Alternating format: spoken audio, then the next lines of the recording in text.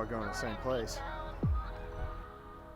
It's early December here in Kansas, and we're out here on a 4-day hunt, scouting this evening. We're in an area that it's got a lot of rolling hills with CRP in it, and then there's also a ton of crop ground.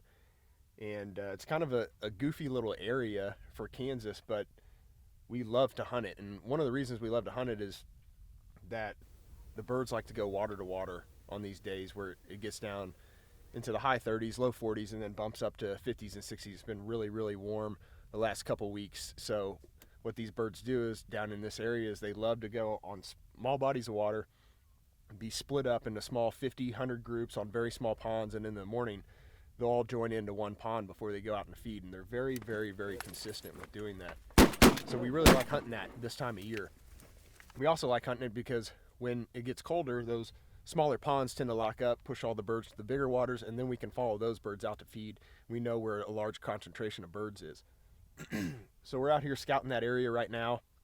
This is where we're going to be the next 4 days, and I just wanted to share with you a couple Onx tips that we utilize in this area, and all over the country as well. But the big one is we color coordinate our pins, and what I mean by that is we do it by year. So every year we give a different color.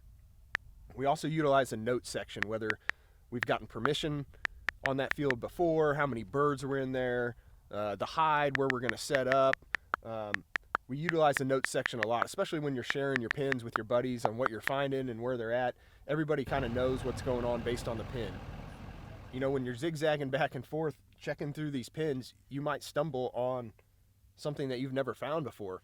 Ronnie called me yesterday and was like, hey, I literally just I was going to one of our old pins and found 2,000 mallards on a pond. We had no clue. We've never hunted it before. We've never seen birds on it before. So you never know really what's going to be out there, what's going to be around the next corner, over the next hill. So the more windshield time you put in, the more effort you put into finding the birds, being where the birds want to be, the more successful you'll be in the field.